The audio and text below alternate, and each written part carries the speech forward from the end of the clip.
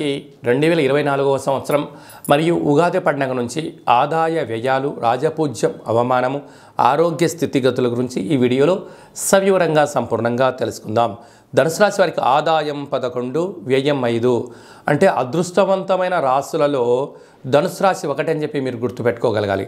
11 రూపాయలు సంపాదిస్తే కేవలం 5 రూపాయలు మాత్రమే ఖర్చు అవుతున్నాయి, 6 రూపాయలు మిగులుతున్నాయి. కనుక స్థిరాస్తులు, చరాస్తులు, భవనాలు, మీ యొక్క షేర్ల విలువలు పెరుగుతూ అపార కుబేర సంపన్నులు అవ్వడానికి ఈ సంవత్సరం మీకు చాలా యోగదాయకం అని చెప్పి గమనించగలగాలి. రాజ్యపూజ్యం 7, అవమానం 5. అనగా మీరు ధర్మబద్ధంగా, న్యాయబద్ధంగా, ఆధ్యాత్మికంగా మీరు ఉండడం వలన సమాజంలో, ఉద్యోగంలో, వ్యాపారంలో విజయకేతనం ఎగరవేయడానికి శత్రువులు తగ్గిపోతారు. మీ వెనుక అనేక మంది నిలబడి మిమ్మల్ని ఎనలేనటువంటి ఏకచక్రే మహాభోగి అన్నట్టుగా తిరుగులేని నాయకుడుగా, తిరుగులేని ఉద్యోగస్తులుగా, తిరుగులేని వ్యాపారవేత్తలుగా విజయ సంకేతనం ఈ సంవత్సరం మీ ముందర ఉండబోతుంది. ఈ ధనుసు రాశి జాతకులంత అదృష్టవంతులు ఈ సంవత్సరం ఎవరు లేరు అని చెప్పి చెప్పడంలో ఏమాత్రం సందేహం లేనే లేదు. ప్రధానంగా మూలా నక్షత్ర జాతకులకు ప్రథమార్థంలో 0 ఉండడం వలన, అనగా ఏప్రిల్ నుండి ఆగస్టు ఆఖరి వరకు ఆరోగ్యాన్ని ఎంతో జాగ్రత్తగా చూసుకోగలరు. లేకపోతే ఒత్తిడి, అనవసర తిరుగుడు, ప్రయాణము, వాహన ప్రమాదాలు పొంచి ఉన్నాయి. తస్మాత్ జాగ్రత్త. పూర్వాషాఢ నక్షత్ర జాతకులకు అన్నింటా విజయం. ఎందుకనగా వీరికి గత కొన్ని సంవత్సరాలుగా ఆరోగ్యం పైన చాలా శ్రద్ధగా ఉండడం వలన, సకాలంలో తిండి, సకాలంలో నిద్ర, సకాలంలో తగు వ్యాయామం చేయడం వలన ఆరోగ్యం వీళ్ళకు చాలా అద్భుతంగా ఉంటుందని చెప్పి గమనించాలి. ఉత్తరాషాఢ నక్షత్ర జాతకులకు సంవత్సర ప్రారంభంలో 4 మాసాలు బాగుంటుంది. అనగా ఆగస్టు నుండి, అంటే ఏప్రిల్ నుండి ఆగస్టు వరకు చాలా బాగుంది. అది సంవత్సరాంతం వరకు కూడా చివరి 8 నెలలు, అనగా ఆగస్టు నుండి తిరిగి ఏప్రిల్ వరకు మధ్య 0, చివరి 0 కారణం వల్ల ప్రమాదాలు పొంచి ఉన్నాయి, శత్రువులు పొంచి ఉన్నారు, అనారోగ్యము, నీటి ప్రమాదాలు, యంత్ర ఆయుధాలతో ఇబ్బందులు వచ్చే అవకాశాలు ఉన్నాయి. కనుక ఆవేశభరితమైన నిర్ణయాలు తీసుకోకపోవడం ఉత్తమోత్తంగా భావించగలిగింది. అన్నిటికన్నా ఐశ్వర్యం, ఆనందం, యోగం ఏమిటయ్యనగా ప్రశాంతత, మౌనం, తెలిస్తే మాట్లాడడం, తెలియకపోతే మౌనంగా వింటూ క్షుణ్ణంగా తెలుసుకొని మాట్లాడగలిగితే మీకు యోగదాయకం. లేకపోతే స్థిర చరాస్తులు పోగొట్టుకోవడం, నా అనుకునే వాళ్ళకు దూరం అయ్యే పరిస్థితి చాలా అధికంగా ఉంది. తస్మాత్ జాగ్రత్త. తృతీయంలో శనిచర స్వామివారు, అర్ధాష్టమ రాహు, పంచమ స్థానంలో గురువు, రాజ్యస్థానంలో కేతు సంచార స్థితి ఉండడం వలన మీ యొక్క ప్రణాళిక ధర్మబద్ధమైనప్పుడు, న్యాయబద్ధమైనప్పుడు విదేశాలకు వెళ్ళాలని, విదేశాల్లో స్థిరపడాలని, ప్రపంచ దేశాలు చుట్టువేయాలని అనుకుంటూ ఉంటారు. ఇది చాలా మంచిదే. కాకపోతే ఆ వాతావరణము, ఆ యొక్క ఆరోగ్య పరిస్థితి, మీ యొక్క ఆరోగ్యము స్థితిని మీరు అంచనా వేయగలిగితే ప్రయాణాలు యోగదాయకంగా ఉంటాయి. లేకపోతే వృత్తులలో, ఉద్యోగాల్లో, వ్యాపారంలో గృహ మార్పు, ఉద్యోగ మార్పు, వ్యాపార మార్పు చాలా అధికంగా ఉంటుందని చెప్పి గమనించాలి. కాకపోతే వీరికి శత్రువులు ఎక్కడో ఉండరు. బంధువులని, మిత్రులని, సన్నిహితులని వీరి చుట్టే ఉంటారు. వారి అవసరం అనిపిస్తే మిమ్మల్ని ఆకాశానికి ఎత్తివేసే పొగడ్తలు చేస్తారు. వాళ్ళ అవసరం అయిపోయిందా మిమ్మల్ని అత్యంత హీనాధీనంగా మాట్లాడి మీ మనసును గాయపరిచి పోవడమే వారి లక్ష్యం అని చెప్పి గుర్తుపెట్టుకోవాలి. దయచేసి ఎవరిని పెద్దగా నమ్మొద్దు, ఎవరిపైన ఎక్కువ ఆధారపడొద్దు. స్వయం నిర్ణయం, స్వయం పరిపాలన, స్వయం శక్తే మీ విజయం అని చెప్పి గమనించగలిగితే మీకన్నా అదృష్టవంతులు ఈ సంవత్సరం ఎవరు లేరు అని చెప్పి గుర్తుపెట్టుకోగలగాలి.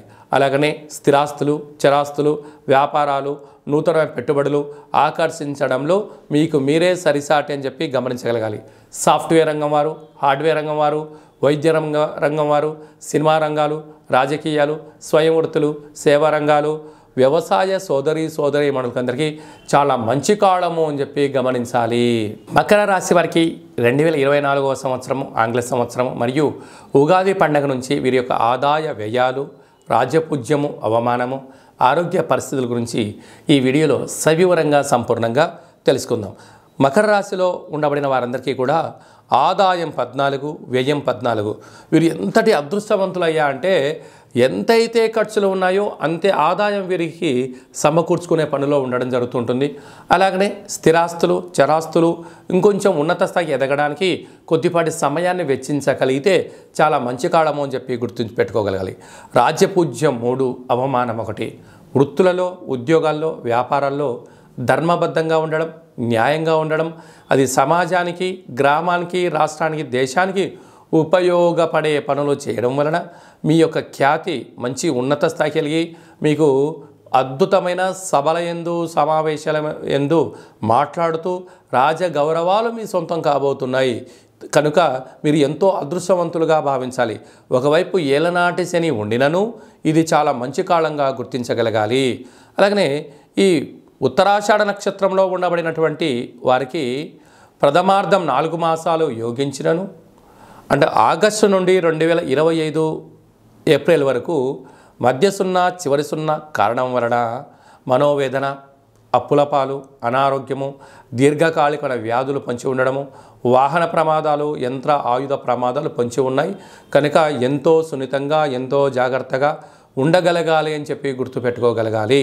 అలాగనే శ్రవణ నక్షత్రంలో పుట్టినటువంటి వారందరికీ ఈ సంవత్సరం గతంలోనే వారికి ఆరోగ్యం పైన చాలా శ్రద్ధగా ఉండడం వల్ల, మితమైన తిండి, మంచి నిద్ర, తగు వ్యాయామం వల్ల, మౌనంగా ఉండడం వల్ల వీరికి మంచి కాలము అని చెప్పి మీరు గుర్తుపెట్టుకోగలగాలి.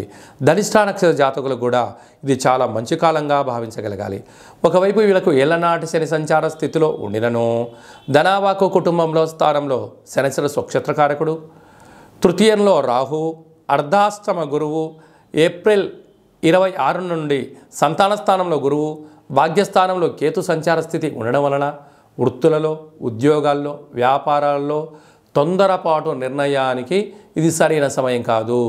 ఓపికగా, పట్టుదలగా, క్షుణ్ణంగా క్షుణ్ణంగా నేర్చుకోవడం, క్షుణ్ణంగా దానిని చెప్పగలగడం, రాయగలగడం, వినగలిగినట్లయితే మీ జీవితము అందంగా బాపు బొమ్మలాగా చెక్కబడడానికి మీరే కేంద్ర బిందువు అవుతారు. గజిబిజైన జీవితానికి, అంటే ప్రతి విషయంలో తొందరపాటుతనం, ఎటు వ్యక్తి అయినా చెప్తే వినకపోవడము, అంతా నాకు తెలుసు, నువ్వు నాకు చెప్పేది ఏంటి అనేటువంటి అహంకార పదజాలాన్ని ఎప్పుడైతే మీరు వాడతారో, నిద్ర లేని రాత్రులు గడపడం, శత్రువులను పెంచుకోవడం, బంగారు పళ్ళెంలో భోజనం చేసే పరిస్థితి ఉన్నప్పుడు మట్టి కుండలో కూడా అన్నం తినలేని పరిస్థితి కూడా గడ్డు కాలం ఉంటుంది. కనుక భగవంతుడు ఇచ్చినటువంటి ఆయుష్ను, సమయాన్ని చేయి ఒక వాక్కును బంధువులతో, మిత్రులతో, స్నేహితులతో సఖ్యతగా ఉండే ప్రయత్నం చేయండి. గౌరవాన్ని ఇవ్వండి, గౌరవాన్ని పుచ్చుకోండి. మంచి కాలం మీ ముందర ఉంది, దాన్ని ఎంతో జాగ్రత్తగా భద్రపరచుకోండి. నీటితో కూడుకున్న పనులు చేసే నీటి వ్యాపారాలు అనగా వాటర్ బిజినెస్లు, పాలు, పెరుగు, ఆహార ఉత్పత్తులు, స్వీట్ హౌస్లు, హోటలు, సాఫ్ట్వేర్, హార్డ్వేర్ రంగం వారు, మెడికల్ స్టోర్ వారు, ఔషధ క్రయ విక్రయాలు, డాక్టర్లకు చాలా కత్తి మీద సామి అని చెప్పి గమనించగలాలి. ప్రధానంగా విద్యార్థులు ఒత్తిడికి గురి కాకుండా ఏ రోజు లెసన్స్, ఏ రోజు ఆ హోంవర్క్ను మీరు చేసుకోగలిగితే మంచి ఉత్తీర్ణత శాతంతో పాస్ అయ్యి మీ యొక్క కుటుంబంలోనే, మీ యొక్క స్కూల్లోనే మీరు ఉన్నతమైన స్థాయికి అధిగమిస్తారు అని చెప్పి గమనించాలి.